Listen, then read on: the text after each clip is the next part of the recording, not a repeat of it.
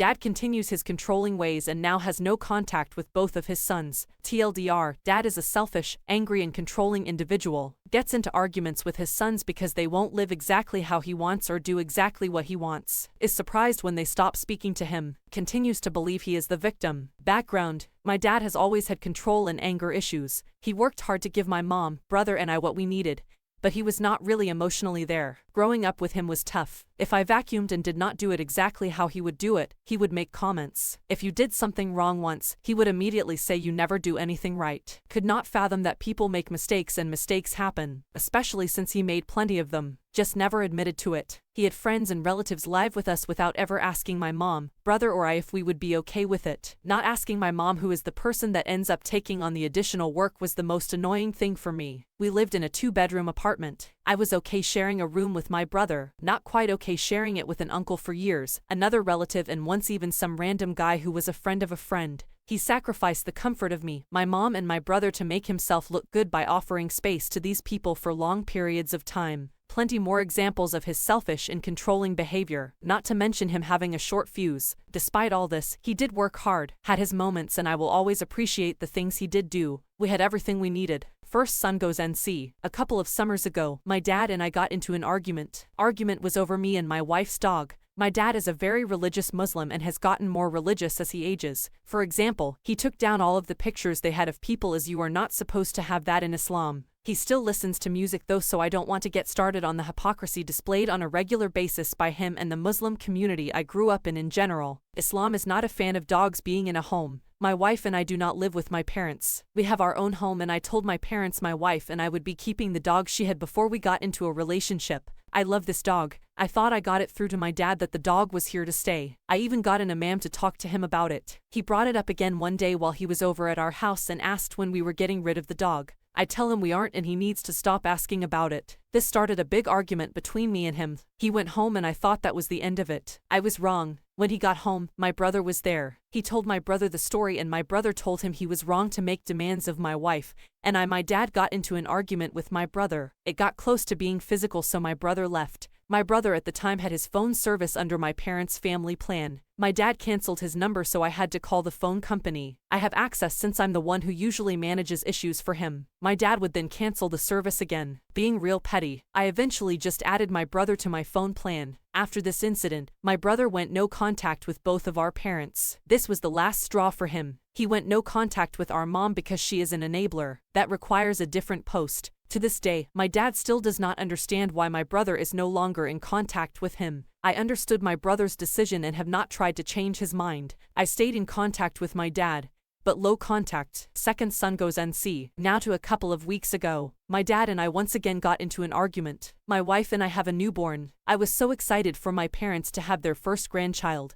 As much of an ass my dad is and has been, I've seen how well he interacts with my little cousins, and I incorrectly thought being a grandparent may mellow him down. I figured there would be some disagreements, as a lot of grandparents think since they raise kids, they know exactly what to do, even if they raised those kids 25+ years ago. Unfortunately, his controlling ways and anger issues reared their ugly head in a bad way. We were over at my parents so they could see my newborn son, and because 2 of my cousins were visiting to see my newborn son as well. Things went fine until my wife and I were getting ready to leave. My son was being a bit fussy as we were putting him into the car seat. That happens, babies get fussy and cry a bit. Once we get the car seat in the car and get going, he normally calms down. If he didn't, we would just give him a bottle as he was probably hungry. We had already changed and burped him at this point. My dad starts saying we should give him gripe water. I tell my dad that the baby is fine, just being a bit fussy. My dad insists again, so I tell him I'm not giving him gripe water. We asked our pediatrician about it, and our pediatrician said to hold off on gripe water since our baby was still pretty small.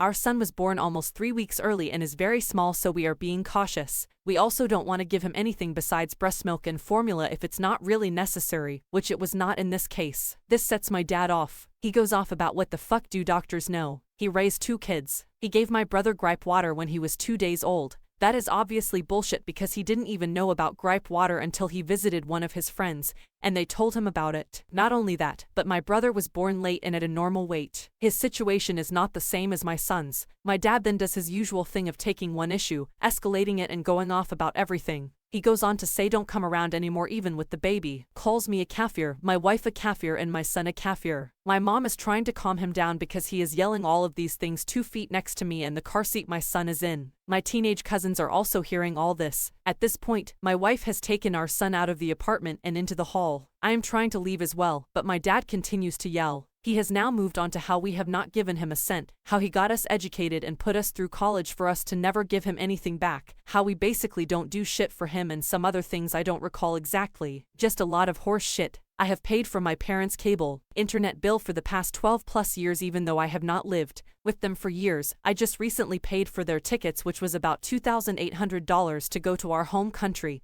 and have paid for other random things like ordering them pizza when my cousins are over their house and my mom does not feel like cooking. He says he got us educated, but he did crap like telling us he'd pay for our college and then telling us after a semester that he wouldn't, basically leaving us in the middle of a semester scrambling. He told my brother he would only pay if he agreed to marry a woman from our country. Understand if he does not want to pay, but tell us that before we decide on a school so we can make an informed decision. He still brags to his friends that he put us through school though. He says we never do shit for him even though both of my parents come to me for legal, tax, finance, tech and basically any issue. Keeping a tally of what you've done for your kids and throwing it in their face is bullshit, especially when you've basically done a little above the bare minimum. After taking his yelling right in my face, I left and have not spoken to him since. Told my mom we are not speaking to him and he is not seeing us anymore. If he gets some therapy and anger management, maybe we can see what happens. He has to make a change though. Of course, the last time I spoke to my mom, she told me he'd been crying. As usual, he is the victim. Here's to hoping I don't continue this cycle. Develop a diamond spine, my friend. Stick up for yourself and your new family. Your father has no respect for either. Do not let him back into your life until he learns. You deserve to be spoken to with kindness and respect. Your father does not seem capable of that right now. Wish you well.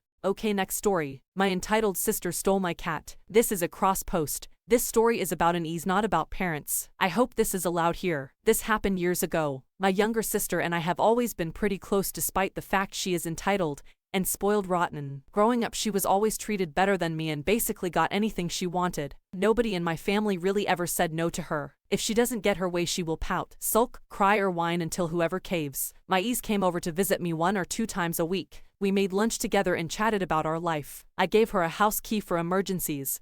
Besides my ease coming over to visit, I didn't have much of a social life. So one month I decided that I would like a companion to keep me company during the day. I decided I really wanted a cat. I spent a few days researching the proper way to care for a cat. I also bought everything I needed to care for this cat.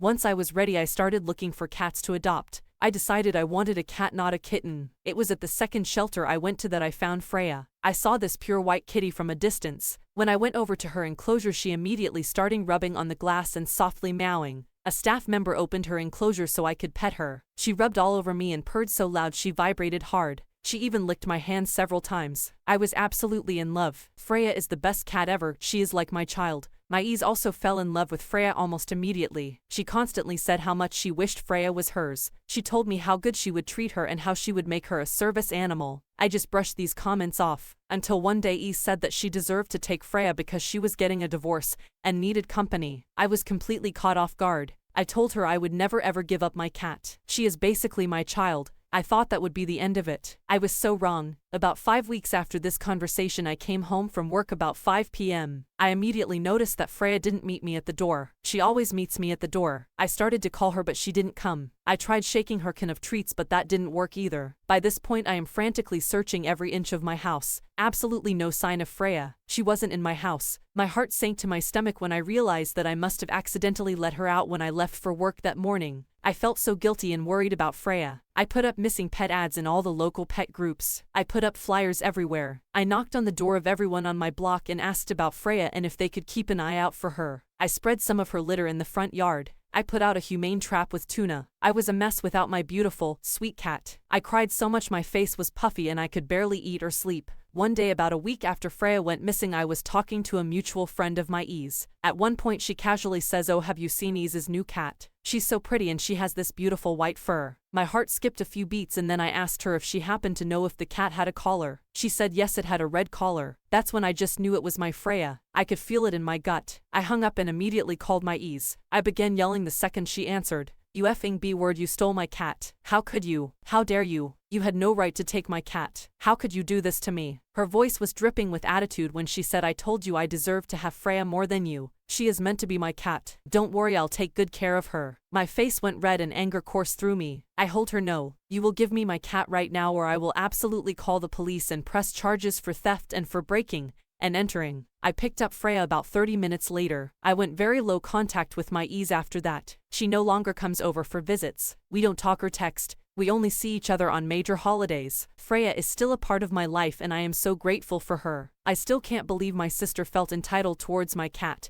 and that she had the nerve to steal her. Some people just blow my mind. Update: thank you so much for all of your advice and comments. I took your advice and changed the locks on my doors, and I also installed a home security system with cameras. I've been thinking and agree that I should have pressed charges immediately. I thought about it after getting Freya back, but the process sounded daunting to me. I thought that it was okay that I was just going NC. I figured that would be a good punishment because my sister and I used to be very close. I was wondering though, is it too late to sue her? This all happened about 2 weeks ago. Thanks again. Please tell me you changed the locks. There's no telling if she's plotting to try and take her again and possibly run off with her. Thank you all for watching. Please subscribe down below. Cheers.